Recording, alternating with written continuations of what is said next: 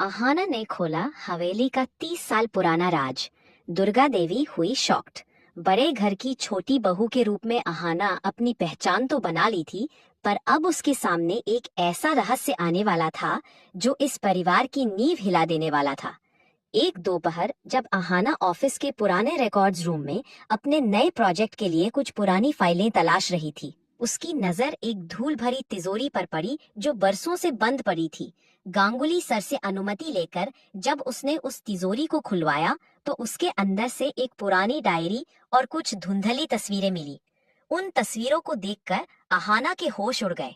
उन तस्वीरों में उसके ससुर और एक अनजान औरत के साथ एक छोटा बच्चा खड़ा था जिसकी शक्ल अर्जुन से हूबहू मिलती थी।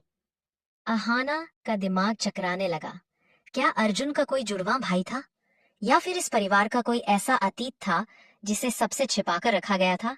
उसने वह डायरी चुपके से अपने बैग में रख ली और घर आ गई। रात के सन्नाटे में जब उसने डायरी के पन्ने पलटे तो उसे पता चला कि अर्जुन के पिता का एक और परिवार था जो शहर के किसी पुराने हिस्से में गुमनामी की जिंदगी जी रहा था। डायरी में लिखा था कि उस बच्चे का नाम आदित्य था और उसे किसी बड़ी साजिश के तहत घर से बेदखल कर दिया गया था।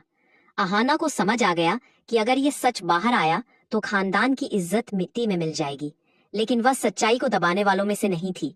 उसने तय किया कि वह इस रहस्य की तह तक जाएगी। अहाना ने बिना अर्जुन को बताए उस पते की तलाश शुरू की जो डायरी के आखिरी पन्ने पर लिखा था। वह शहर के एक बेहद पिछड़े इलाके में पहुंची जहां उसे एक जर्जर मकान मिला। वहां उसकी मुलाकात एक बीमार औरत से हुई जिसने बताया कि वह आदित्य की मां है।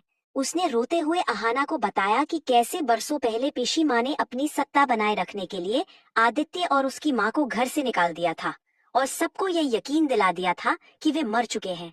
अहाना यह सुनकर दंग रह गई कि पिशी माँ, जो घर में अनुशासन और मर्यादा की बात करती है, उनके पीछे इतना खौफनाक चेहरा छिपा है। अहाना अभी उस औरत से बात कर ही रही थी कि तभी वहां आदित्य की एंट्री हुई। आदित्य की शक्ल अर्जुन से इतनी मिलती थी कि एक पल के लिए अहाना उसे अर्जुन ही समझ बैठी, लेकिन आदित्य की आंखों में नफरत और प्रतिशोध की आग थी।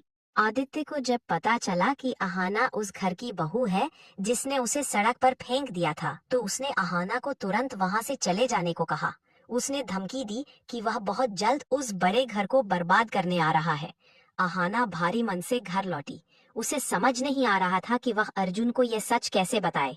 उसे डर था कि अर्जुन अपने पिता और पिशी माँ की इस सच्चाई को बर्दाश्त नहीं कर पाएगा, लेकिन सच्चाई ज्यादा दिन तक छिपने वाली नहीं थी।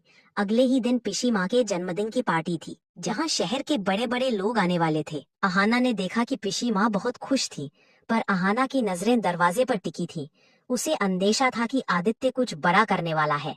पार्टी के बीच में ही अचानक लाइट्स चली गईं और प्रोजेक्टर पर कुछ पुरानी तस्वीरें चलने लगी। वही तस्वीरें जो अहाना ने तिजोरी में देखी थी।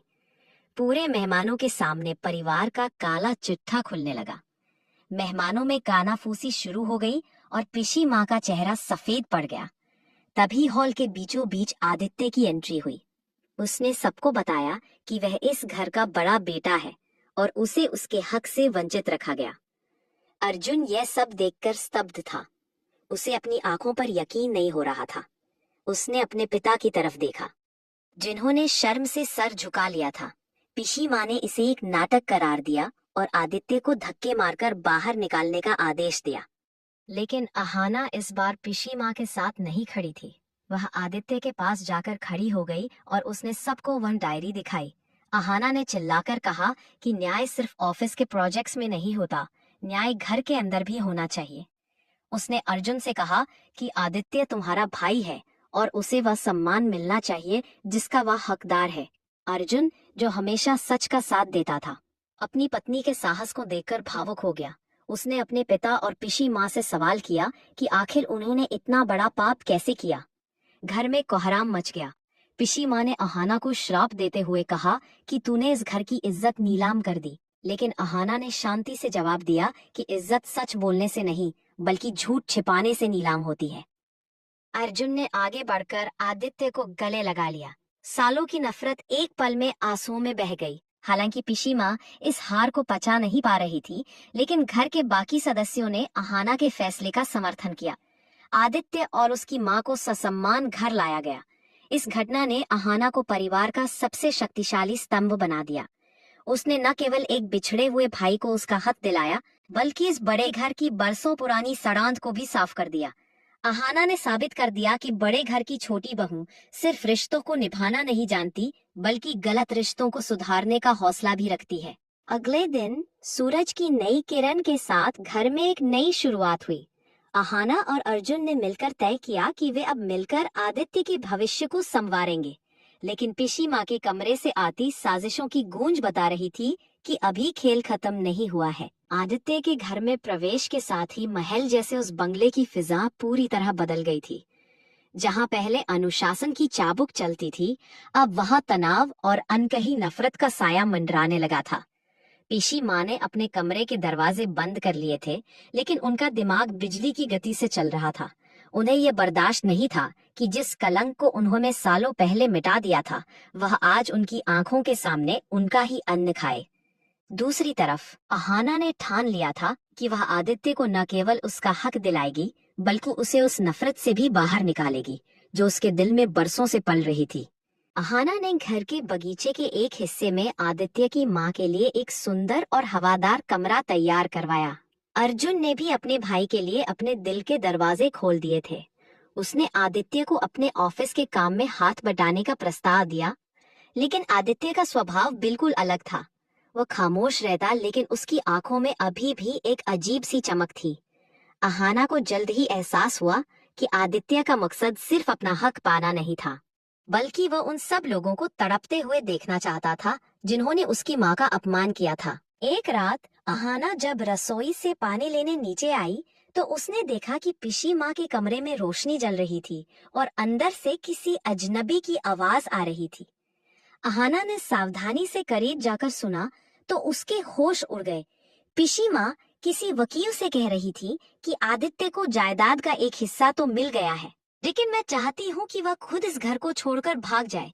तुम कुछ ऐसे कागजात तैयार करो जिससे ये साबित हो जाए कि आदित्य ने अर्जुन की कंपनी के फंड्स में हेराफेरी की है। अहाना समझ गई कि पिशी माँ अब अपराध के पुराने रास्ते पर लौट आई है। उन्होंने एक बार फिर अपनी सत्ता बचाने के लिए घर के ही बेटे को फंसाने की साजिश रची थी। अहाना ने तय किया कि वह इस बार सीधा वार नहीं करेगी, बल्कि पिशी माँ को उन्हीं के जाल में उलझाएगी। इसने आदित्य पर नजर रखना शुरू किया। उसे पता चला कि आदित्य रात के अंधेरे में घर की पुरानी तिजोरियों और दीवारों को टटोलता था। एक दिन अहाना ने उसे रंगे हाथों पकड़ लिया। आदित्य ने गुस्से में कहा कि अहाना भाभी, आप मेरी मदद कर रही हैं या जासूसी? अहाना ने शांति से जवाब दिया कि मैं इस घर को टूटने से बचा रही हूँ। आदित्य ने फिर एक चौंकाने वाला सच बताया। उसने कहा कि इस घर की बुनियाद के नीचे मेरे पिता की वसीयत का वह हिस्सा छिपा है जिसे पिशी माँ ने कभी किसी को देखने नहीं दिया। उस वसीयत के मुताबिक इस घर का असली मालिक अर्जुन या उसके पिता नहीं, बल्कि वह होगा जो इस खानदान के गुप्त धर्मार्थ ट्रस्ट को संभालेगा। इधर पिशी माँ ने अपनी चाल चल दी। अगले दिन ऑफिस में एक ऑडिट हुआ और अचानक पता चला कि करोड़ों रुपए आदित्य के पर्सनल अकाउंट में ट्रांसफर हुए हैं। गांगुली सर भी हैरान थे। पुलिस घर पहुंच गई और अर्जुन के सामने उसके भाई को चोर साबित करने की कोशिश की गई। पिशी माँ ने मगरमच्छ के आंसू बहाते हुए कहा कि मैंने तो पहले ही कहा था कि खून अपना रंग दिखाता है। यह लड़का हमारे घर को ले डूबेगा। अर्जुन टूट गया था। उसे लगा कि उसका भरोसा एक बार फिर टूट गया। लेकिन ऐन वक्त पर अहाना पुलिस के सामने आई। अहाना ने अपने लैपटॉप पर एक वीडियो प्ले किया। यह वीडियो पिशी माँ के उसी वकील का था जिसे अहाना ने रंगे हाथों पकड़कर सच उगलवा लिया था। वकील ने कैमरे के सामने कबूल किया कि पिशी माँ के दबाव में उसने फर्जी ट्रांजैक्शन किए थे। यही नहीं, अहाना ने वह असली वसीयत भी ढूंढ निकाली थी जिसे पिशी माँ ने सालों से दबा रखा था। अहाना ने भरी सभा में चिल्लाकर कहा कि पिशी माँ, आपने सिर्फ आदित्य के साथ नहीं, बल्कि अर्जुन और पूरे खानदान के साथ धोखा किया है।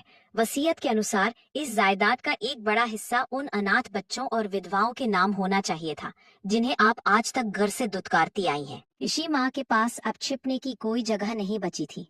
उनकी बरसों की मेहनत और झूठी प्रतिष्ठा एक पल में ढह गई।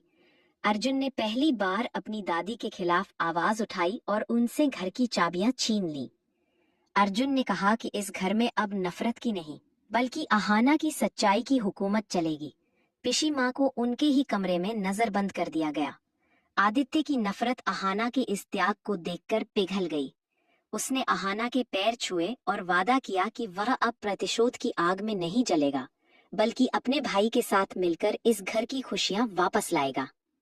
बड़े घर की छोटी बहू ने एक बार फिर साबित कर दिया कि जहां साजिशें गहरी होती है, वहां सच्चाई का दिया और भी जोर से जलता है। अहाना में न केवल घर के बेटों को मिलाया, बल्कि उस घर की आत्मा को भी शुद्ध कर दिया। अब घर में पारो दीदी की मूर्तियों की खनक थी, आदित्य की माँ की दुआएं थीं और अहाना अर्जुन का अटूट विश्वास था। आज के एपिसोड में बस इतना ही। कमेंट में बताइए ये स्टोरी कैसा लगा।